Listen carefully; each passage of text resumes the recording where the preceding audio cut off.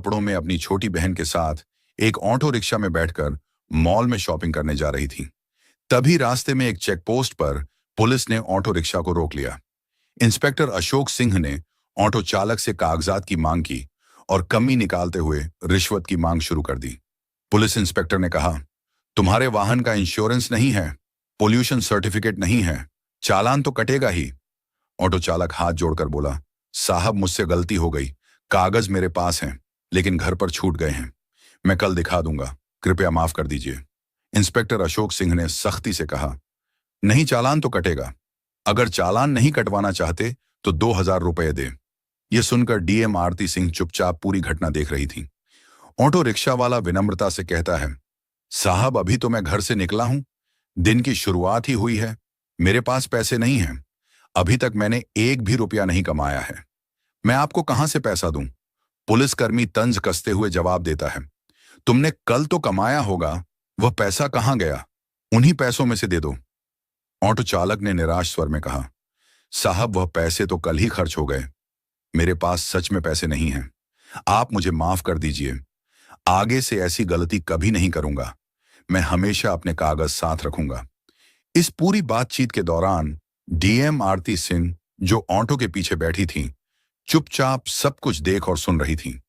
जब police inspector Ashok Singh auto rickshaw वाले पर रोप डालते हुए कहा, अबे गरीब भिखारी, तेरे पास 2,000 रुपये नहीं हैं, किसी भी तरह से मुझे 2,000 रुपये दे, नहीं तो तेरी ऑटो रिक्शा को जब्त कर ली जाएगी।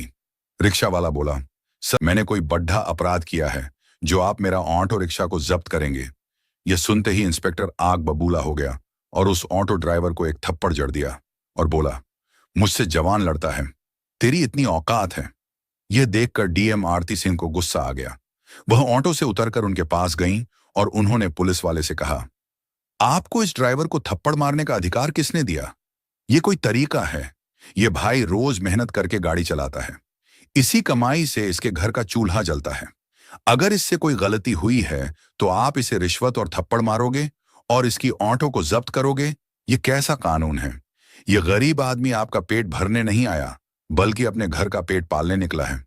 उस समय डीएम आरती सिंह नीला सलवार सूट और चप्पल पहने हुए थी और साधारण कपड़ों में थी। वे अपनी बहन ललिता के लिए कपड़े खरीदने के लिए मॉल में जा रही थी। पुलिस वालों को लगा कि यह कोई आम आदमी है जो उनसे इस तरीके का सवाल जवाब कर रही है। आरती की बात सुनकर सब इंस्पेक्टर अशोक सिंह और भड़क गया। उसने तीखे स्वर में कहा, तू मुझे सिखाएगी कि मुझे क्या करना चाहिए? बीच में बोलने किसने कहा? ज्यादा बकवास मत कर, वरना तुझे भी हवालात दिखा दूंगा। मैं पुलिस हूं, चाहूं तो अभी गिरफ्तार कर लूं। ज्यादा अकड़ मत दिखा, समझी?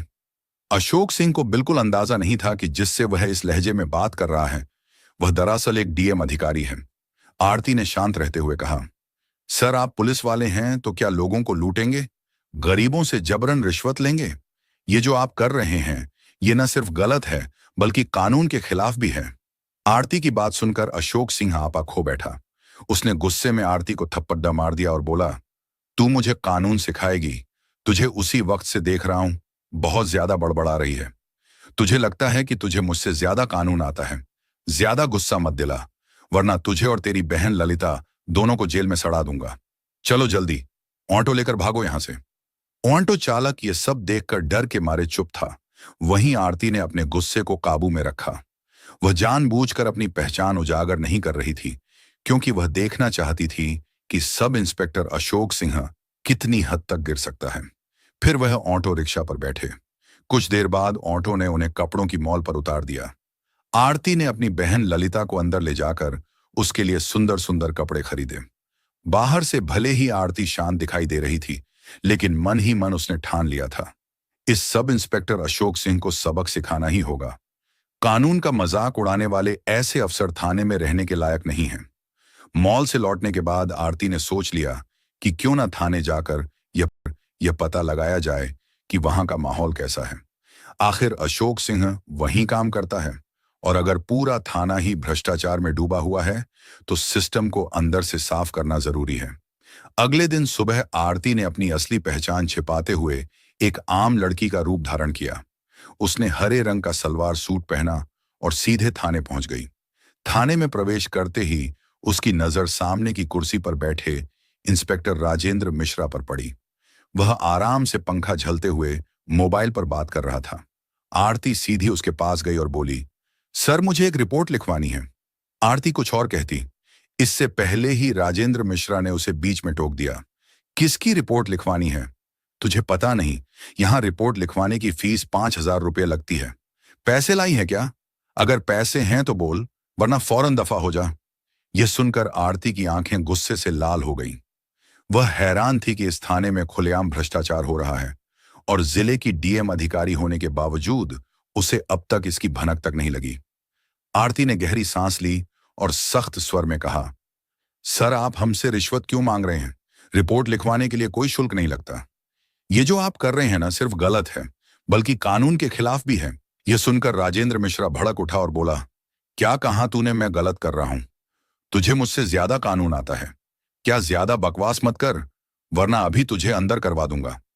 आरती समझ चुकी थी कि यह इंस्पेक्टर भी उसी रास्ते पर है जिस रास्ते पर अशोक सिंह था। उन्होंने शांत रहते हुए पूछा, आपके थाने का सब इंस्पेक्टर अशोक सिंह कहाँ है? राजेंद्र मिश्रा झल्लाकर बोला, क्यों तुझे उससे क्या काम है? मुझसे सवाल मत कर, खुद जाकर बात कर ले। आरती ने फिर कहा, सर आप रिपोर्ट लिखिए, वरना मैं आपके खिलाफ एक्शन लूंगी। आप मुझे नहीं जानते कि मैं कौन हूं। यह सुनकर राजेंद्र जोर से हंसा और बोला, तू मुझे धमका रही है। तुझे देखकर तो लगता है या तो तू भिखारी है, या कूड़ा कचरा उठाने वाली, या फिर किसी घर में झाड़ू पोछा करने वाली होगी। यहां रिपोर्ट नहीं लिखी जाएगी। अब निकल जा, वरना धक्के मारकर बाहर फेंकवा दूंगा। आरती ने खुद को कंट्रोल किया। वह समझ गई थी कि ये सब के सब उसी पानी से नहलाए हुए हैं जिस पानी से इंस्पेक्टर अशोक नहला है, और उन्होंने मन ही मन ठान लिया या इन्हें मजा छकाना ही पड़ेगा। लेकिन पहले मुझे इनकी पूरी करतूतों को देखना चाहिए। फिर वह थाने से बाहर निकलकर थोड़ी देर सोचा, फिर अपना मोबाइल निकाला और अपने अधिकारी आईपीएस और आईएएस को फोन कर दिया कि इस थाने में मैं मौजूद हूं, आप लोग मेरी गाड़ी लेकर आओ। इतना कहकर वह दोबारा थाने में प्रवेश किया। जैसे ही राजेंद्र ने उसे देखा, वह गरजते हुए बोला, ये लड़की फिर से आ गई। तुझे समझ में नहीं आता, चल तुझे सबक सिखाता हूं।